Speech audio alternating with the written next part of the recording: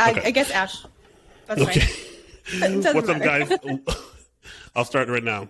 What's up, guys? Welcome back to another episode of the More Life Podcast. This week, I'm here with Ashley Ulmer from Ashley Ulmer Designs, freelance designer in Albuquerque, New Mexico. Ashley, say what's up to everybody. Hi, how's it going, guys? Thanks for having me. So you're a graphic designer, and you proudly claim Albuquerque, New Mexico.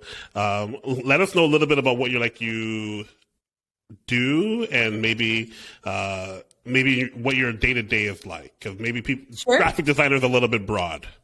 Yeah, absolutely. So I am a graphic designer. I've been in the industry since 2007.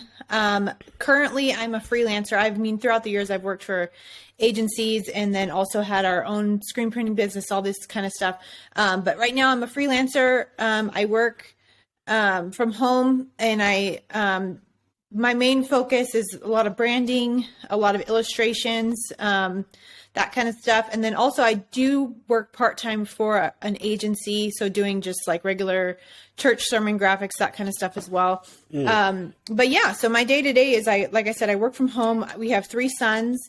And so they're in school, but today, I apologize if you hear something today, they're out of school because their teachers are at a conference. But, so normally they're all in school. So I work from home, and I just, work from our kitchen No big table. deal. Boys are normally quiet, right? So it should be fine. Right. If only, right? Yeah. I have one boy, and it's like loud enough. And I have a girl too. They're both loud, but yeah, boys are boys, and they like to stretch the limits and find out where the boundaries are. Yeah, that's true. So for you, when you started out in designing, where did that happen? Was it like formal training? Was it you just fooling around with Photoshop, or where did that start for you?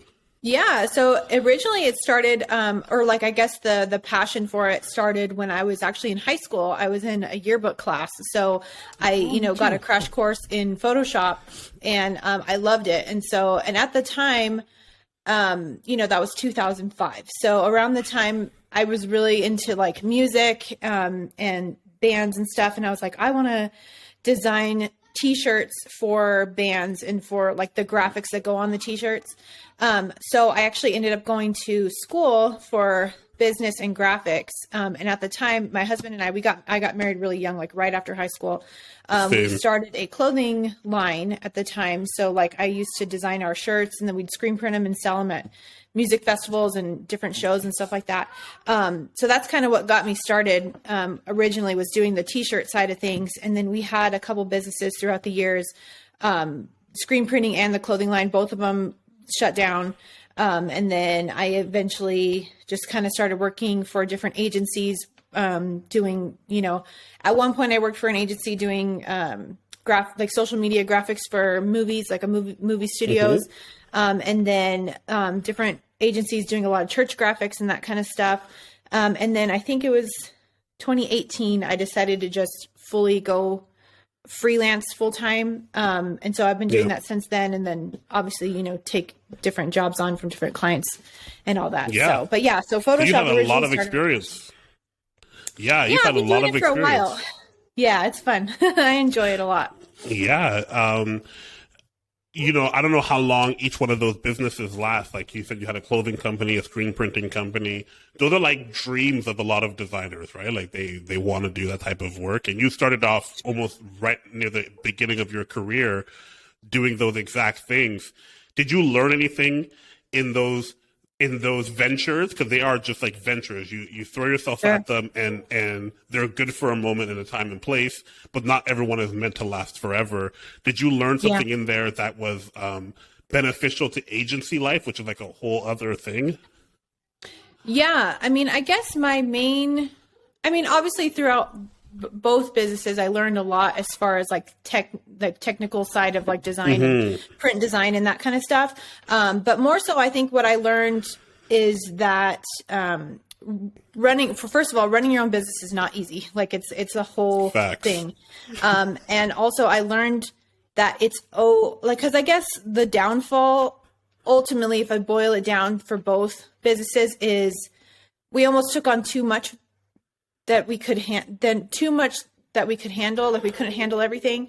So I would say like one main lesson I learned from both of those is that it's okay to say no sometimes. Because like at the time we would just take everything on, and it was like we were running ourselves ragged and we couldn't handle it. So I guess like ultimately is to say no. So even like in agency life, if I'm asked to do a task and I'm not capable of doing it that week or something, now I'm at the point where I'm like, okay, well, I can't take that on right now, but maybe in a couple weeks come back or whatever.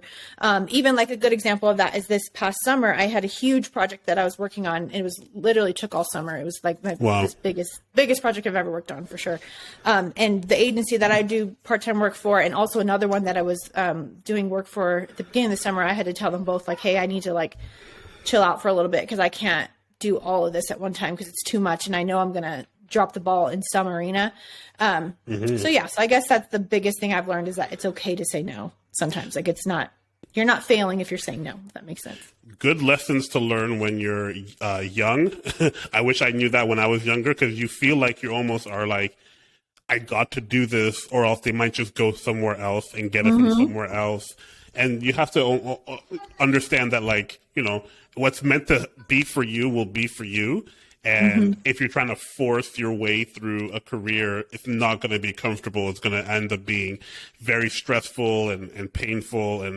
And you still got to do the thing that you wanted to do. You got to have those experiences and learning and running a business, understanding what that is. And now you also have a shop on your website where you sell keychains. So you kind of like, you know, take all the learnings all around and are able to like put it together inside of a product that you offer inside your store. How did that start? Why keychains? So, cause like I said, I always did shirts throughout the years for many years. And I was honestly just kind of burnt out on that. Cause that's kind of like when you're a graphic designer, that's kind of like the obvious product you sell. For right? sure. You put your design on shirts. And I was like, I'm just kind of over it. Like I've done this for so long and I don't want to do shirts anymore. I mean, at that point, like last year, I was like, no, I'm done. And so I was trying to think of ways that I could sell. Cause like, you know, my designs that I do, are usually kind of like framed around the idea of like second chances or, finding joy or like just little inspirational messages. So I was like, well, what's something that could like bring joy to people each day? And I always thought of like when I was younger, I loved keychains. I was obsessed with them. Like I would always collect them and everything. And so I just started looking around at how to do it. And I figured out, it took me, you know, a lot of trial and error, and I figured out how to make it work with my designs. And so it was about a year ago, I started selling them. And then every time I put them up, they would sell out like really quick. And so I was like, okay, well, obviously this is something. So then I, you know, kept making them and stuff. And and I've tried a few different things throughout the last year, different methods and stuff. And I mean, they're still like, and I even put that on my website. Like, they're not perfect. Like they're definitely handmade. Right. Like they have bubbles in them and they're not, but I think that's what gives them kind of character, you know, that they're each handmade and hand poured and everything. And I enjoy making them. They're fun. Yeah, I didn't even know that you were making them. I thought you were just designing them and somebody else was manufacturing all of them, but you're doing all of the designs themselves and then the manufacturing. Yep, in my garage. Yep, it's crazy in there. in all the free time you have, you got all, like, that's really cool that you're working at an agency, you're freelancing, mom of 3. You also sell keychains. You also have a podcast. The podcast is pretty cool. I saw some of your posts on the Instagram. I like the premise. I like that you guys also talk about like second chances, like you mentioned. Talk us a little bit about the podcast. Where did that start? Because you're kind of like the reason why I wanted to have you on the show is kind of like you're like the modern day designer. Where before the modern day designer would be like, you know, working on ads that would go inside of a magazine or in a newspaper, and that would be considered cool if you got into like a cool magazine type of thing, or work with a really cool partner. But like you encompass a lot of things where you leverage your social media presence, you have a podcast, you sell a product, you do freelance work, you kind of encompass all of the things all together in one. I'd love to hear about the podcast and how that started and where it's headed now. Yeah, well, first of all, thank you for saying that. That's really encouraging because I know a lot of times as designers, especially in the freelance world, like you don't hear those affirmations a lot and you kind of wonder, like, am I doing this right? Like, am I doing what I should be doing? And I mean, and I know, like, even for me, like, I'll get onto the podcast in a second. I'm sorry, but No worries. I get a lot of affirmation from like, oh yeah, I made a sale today, or I sold keychains or whatever. And then sometimes there's seasons, like, especially these last few months when I got sick, like I wasn't selling anything. And then you start to question like, well, maybe I should like go work for somebody, or I should do something to kind of contribute to our family. Cause I'm blessed in that I'm able to do what I do because I have a husband who can support our family, and I can do this as like, you know, I mean, what I do obviously also supports our family, but I'm not the sole provider. So I have the opportunity to do these things like make keychains for fun and then do a podcast. And I have the opportunity to do that. So I'm very grateful for that. But how the podcast started was, it's funny. So my friend Becca and we actually just met. Well, actually, it's almost coming up for 2 years ago. So we're pretty fresh friends, but we started the podcast a year ago. Actually, this is our year anniversary this month. And I always wanted to do something like that because I thought it'd be fun. And originally my idea was to do a podcast around like design and art and stuff like that. But then I was thinking, I was like, I'm going to run out of stuff to talk about because if I'm by myself, I'm like, I don't really know what I'm going to talk about. So then, I don't know. I feel like God kind of put it on my heart to ask her because she's got the personality to drive the podcast forward. Whereas I'm more, like an introvert, I guess. And she's very loud. So she kind of drives the conversation. So I'm like, she's the talent. I'm like the brains behind it or whatever. I love it. But so we talked last year and we're like, yeah, let's make a podcast. And we decided, like, at the end of the day, we came up with all different ideas. We decided to do the theme. Well, obviously it's called Human Club, but the theme behind it is that every human has a story, whether it's a big story or a small story. We're all in this club. We're all humans. And we just talk about whatever. So we've had people on ranging from like our recent guest is a girl in town who's she's a social media influencer, but she had thyroid cancer and her son has leukemia. So like she has like a crazy story. All the way ranging from this other girl that we interviewed. She is a mortician here locally, but she does like crazy scary makeup. I can't think of what the term is. Like she's a makeup artist, but what's that? On dead people? No. Well, she does the makeup on the dead people, but she does nice makeup on them. Okay. But no, like on herself, she does like crazy looking, like scary faces. Okay. I can't think of what it's called. I don't know. It's like a makeup artistry, but hold on. Hey buddy, please be quiet. Anyway, her story was really interesting because she's an actual mortician who does the makeup on, the dead bodies, but then also does like this really gory makeup on herself. I don't know. She was really interesting. So we've just interviewed a ton of different people across the board, different beliefs, different, sexual orientation, everything. Just like, just the whole point is that, we're all human, we all have a story and, it's fun. We have a lot of fun. We're just really, it's funny because we're actually just really stupid on the podcast. Like we just have fun. And most of the things we say are not even like a lot of times we say something and we think lately we've been fact checking ourselves and the majority of the things we say are like not even true. So it's just it's like more on the lighthearted side of things and it's just stupid and silly. I love the idea that it's how do I say this? Like it's something that helps people, right? You are doing public learning so we can learn alongside with you. So it's not that you're ignorant. It's that, hey, I don't know if this is right or if this is like politically correct, but let's talk about it and have a conversation. And in the process, we might get somewhere and you can also be a part of the process of us getting somewhere. And there's more things that make us similar than things that make us different. It's just sometimes we don't know the right way to ask it. We don't know the right way to approach it. And it's very unique. Like I feel like even with my podcast, I feel like any podcast is just like a little glimmer of someone's purview, the way they see the world and how even within different genres, it's all just kind of storytelling. It's all conversation. It's all just human connection. So the whole concept of Human Club, I'm down for it because I think it's what the world needs today. It's like one of those things where we need more just like, let's just talk to each other, be nice to each other. I think we'll get along a lot better. I heard you call out to your son to be quiet. Yeah, sorry.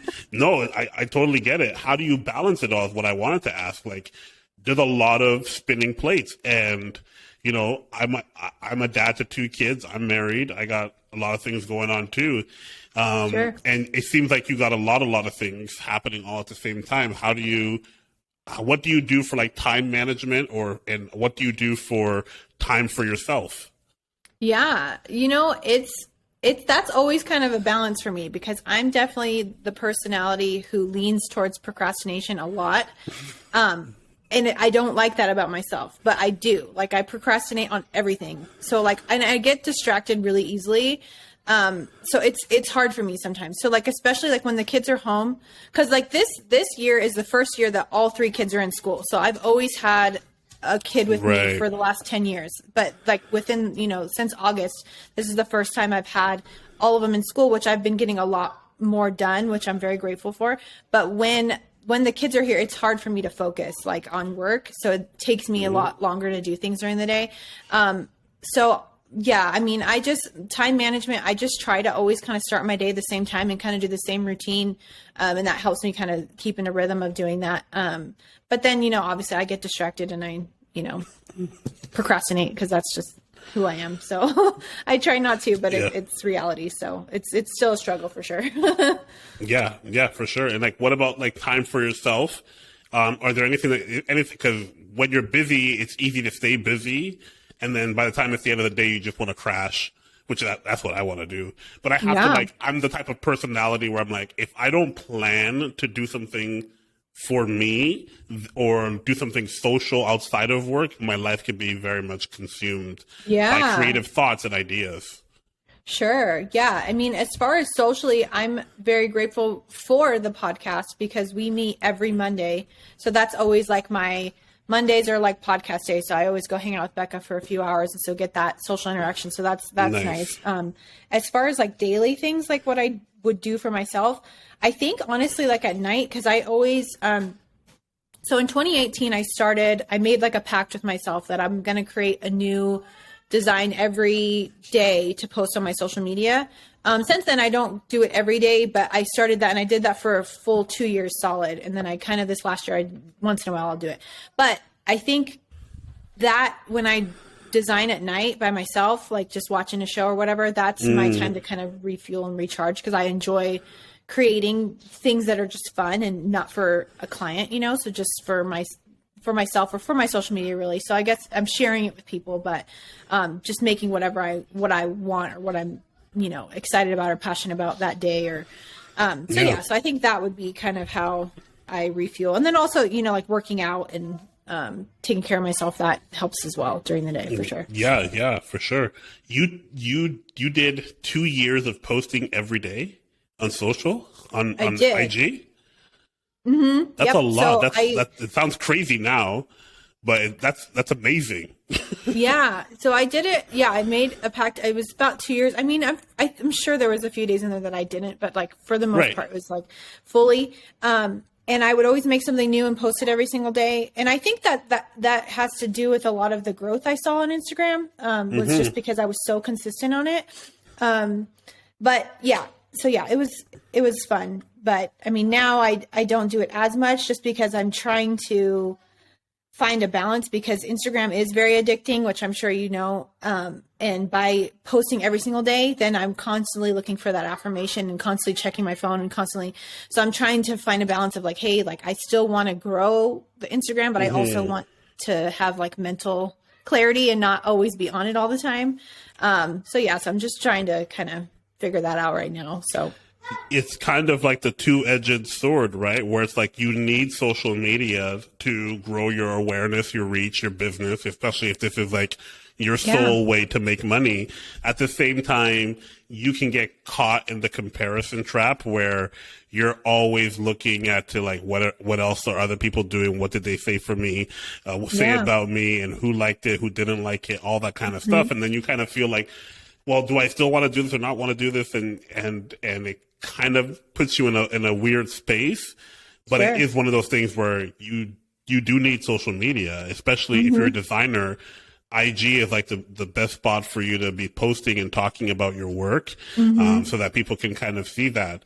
I don't know. So that's very interesting. What would you suggest it to a new designer, like someone who's just starting out of design school? Should they work on the social reach to help their freelance business, or should they like work on their craft quietly and try to go like maybe finding clients through Etsy or something like that? Because there's like two different approaches. Yeah, I guess it depends on their personality a lot too. Like if they're, maybe not the personality, that's not the right word. Maybe more so what their end goal is. Like if their end goal is to work with, like say they have a huge agency they want to work with and they're like really focused on that, I would say definitely trying to build your craft and then reaching out to that specific agency or that specific client. And just trying, because I think that's one lesson that I've learned over the years is like, if you want a client or you want a specific job, just go out and try to get it. Just ask, because the worst they could say is no. And then you just, you keep trying and then maybe try again in a few years or something. But if you're wanting to grow like your audience, I would definitely say social media is huge. Like for me, that changed my business like tenfold. Just being on social media, as far as the people I've met, like even the majority of the clients I have now are from people that find me on Instagram, and then word of mouth from other clients that I've worked with from before. So that's it's a huge marketing tool to use for sure. And I mean, I know I could use it better. I don't really know a whole lot about it, to be honest. I mean, I'm on it all the time, but like, as far as like I've never done ads or anything like that. I don't really know how to do all that. So I should figure it out. I'm actually, my next goal is to figure out how to make my post shoppable. Like, how they can like click on it and then go to the shop. I don't know how to do that. So I'm trying to figure out how to do that. But I mean, I know that it's a huge help as far as growing your business, especially if you want to sell actual product. It's a huge way to do that. As a designer, that's kind of the next play. Every designer, I think, if you're smart, you should look at a product, whether physical or digital, for that residual income, that passive income. You can sell digital prints of your designs. You can have a physical product like a calendar or a journal or like keychains. I feel like the keychain thing is the thing. Like there's a big market for it. Cause I see a lot more people doing when I saw someone who's going to be on a future guest of the podcast who does like Disney inspired ones. Oh, cool. And they're all nice. Even yours, like the colors are so vibrant. The color palettes are great. I love the messaging on a lot of them. So it's like, it's a very unique space. Whereas if someone were to ask me like 6 months ago, hey, keychains are going to be really big, or you're going to see a lot more people making them, I'd be like, keychains? Like, isn't like the new key like your phone now? They're going to make like something like Apple Key and everyone's going to go buy it. Like, right. And meanwhile, somehow there's a lot of demand for individuality. Like people are like, oh, I want to be different. I don't want just like the same old keychain from the dollar store. I want something that actually says something or means something. And it's like, it's a piece that people can be like, oh, that's cool. Where'd you get that? And it's like, it's not mainstream. It's way more indie, a little more, punk rock, in the sense that it's not something you can easily find. And nowadays you don't have to have a zillion followers to sell a product or sell something. Right. We sold a course. I think we had like 15 people come to it on a live webinar course type thing. And that was like $2,000 worth of, profit for the company. Cool. I feel like people's perception of what they need to do to be considered like a professional designer is a little bit mistaken. I'm like, I don't have a lot of followers. I don't have like, that's not necessarily my angle, but I think if you have the right people, you don't need to have 1,000 people buy your keychains. You can only have like maybe 100 people, but maybe the repeat customers and they buy a lot more stuff. Do you see that happen in your store? Yeah, for sure. I feel like as far as the keychains go, I notice there's a lot of the same people buying them over and over again, which is like really funny because I'm like, how many do you need? Like, but I guess they just switch them out, which I'm very grateful for. And I know after a while, like obviously they're handmade. So after a while, I'm sure like they like the chain will break or whatever, so they want to get another one or whatever. And they're so cheap, it's like, I don't know, why not? I think that's a big thing too, is because the price point on them, like people, like anybody can get one, and they're fun for like, you know, stocking stuffers or, you know, little birthday gifts for your friend or something like that. So they're fun, and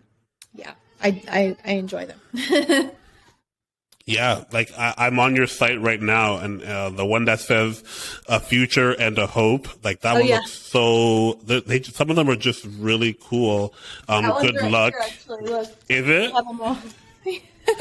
That's so. I don't know if that's the exact one you're looking at, but that is the one I'm looking at. That's funny. Yeah, they have a great vibe. It's very like alternative. Yeah, let's talk a little bit about your style, because I think you have like it's more happy on your IG, and then your shop is a little bit more indie, a little bit more punk rock. Where did you, like, I guess, you know, posting every day for 2 years, but where did you hone your style? Like, what are the type of things that inspire you to kind of lean this way? Yeah, so like my, I guess, style, or like ideal style that I really enjoy is, I love color. I love like poppy looking things. I love that. But then I also love like darker, like meaning to things. Like I love creating a skull that's pink. You know what I mean? Like mixing both. And I think it has a lot to do with like music that I've enjoyed like my whole life. Like growing up, I loved 90s pop. Like, so that's kind of like the glitter and the pink and that stuff. But then I also loved like hardcore punk rock, that kind of stuff, like emo music. And so I think that's kind of in there as well. So it's kind of like entwined, you know, I don't know. So I just always enjoy that. I mean, as far as like style goes though, like I love the way like tattoo artists illustrate, certain tattoo artists, like more like traditional style. I love that. I love like line work.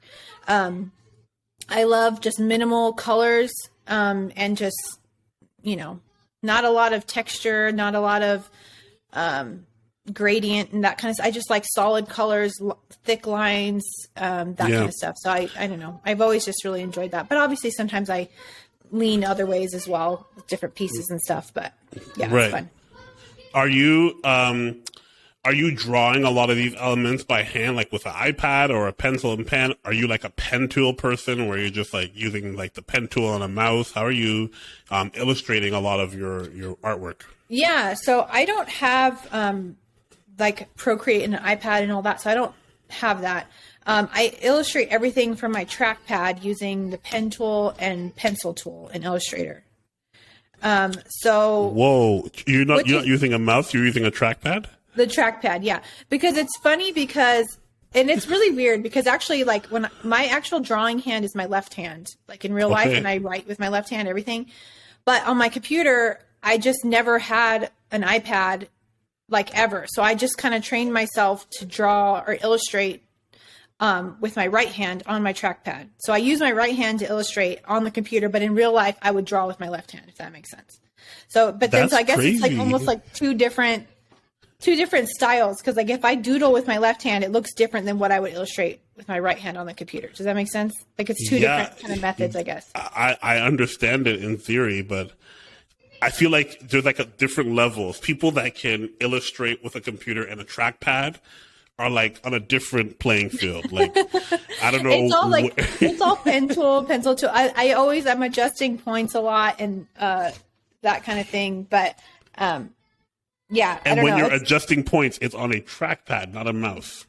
Correct. I love it. Yeah. So I use my trackpad. I don't have a mouse. I haven't had a mouse for probably 10 years. I don't know. Because I have a laptop. So it's just like hard to have all these things to take along with you. So did that. But I mean, I do use like for things, if I'm illustrating something like realistic, like a hand or like something that has a specific look, I have to have a reference. Like I don't just draw from my mind. Like, whereas like for instance, like my son, he is all into drawing and art. And he's like, whenever he draws something, he's like, well, I'm not really drawing it if I'm using a reference. I'm like, well, you are still drawing it. It's just, Yep. you have, like, if you're going to draw a Pikachu or whatever, you have to see what it looks like. You can't draw it from memory. You know what I mean? Right. Like, you use a reference. So I obviously have to, like, look at a photo of a hand to illustrate it. I can't just do it from my mind. You know what I mean? That makes sense. Yeah. So it's not like I'm just making, like, but I mean, the majority, like, flowers and floral type stuff is all just me making it up and everything. But yeah. So it's fun. I enjoy it. My favorite tool is definitely the pen tool and the pencil tool. Yeah. Those are for my sure. jam. Yeah. Illustrator without the pen tool is like, what are you even doing? Right. What about typefaces? Are you drawing those things out, or are you like using different fonts? Oh no, just fonts. Yeah. I mean, sometimes I'll draw my own like little words, but not full out. Like for 99% of the time I'm using a font face with it. No, it's really cool for those of you who haven't like checked it out yet. And the other thing that I noticed actually on your website is like your logo, like the Ash Ulmer design logo. What does it stand for? What does it mean? It's like a flower, but like the eyelashes, one's up, one's down. You know what's funny about the logo is originally my logo. So this was like right around the time when I started freelancing, 2018 or so. I drew this little face with like a little eyeball and one winky eye and a smile. And I was like, just for fun, like nothing. And then when I made my Instagram, I was like, well, I need to have a logo. So I just put that up there. Like I didn't even like think any method through it. And I probably should have, but I didn't. I just put this little winky eye up there. And I had that for like 2 years, and probably like this last summer, I just revamped it and I made it into like a little flower and just took the eyeball away and just made 2 winky eyes. Right. So it's just, there's not really any method behind it other than it's like, I don't know, happy and it brings you joy, I guess. I don't know. It's just kind of like and I enjoy those colors, like kind of like vintagey, bright and happy looking things. Yeah, a lot of your work is very vintagey. Even like, I guess your style, I'm assuming you're an 80s baby, is like your pop culture references are also like very 80s, and I can tell. But it's really cool. Like even you recently did one on Coraline. Yeah. Like it's like, oh yeah, I can tell. Like these are the things that it's really cool. It plays into the theme. It's very simple, but at the same time, the colors make it pop and stand out in a way that's unique and only available on your site, right? Like on your designs, which are really, really cool. Let's talk a little bit about like future or aspirations. What's something that you would hope you'd be able to do? Like you could wish like the business or the freelancing, all the stuff that you do could lead to, or do you feel like I've reached peak nirvana on like how I can operate and what I can do next? Sure. Yeah. So, I mean, I don't think that there'll ever be a point where I'm like, I've reached what I want to do and I'm good. Like, I think just even as a creative and like an entrepreneur, like you just never settled with that.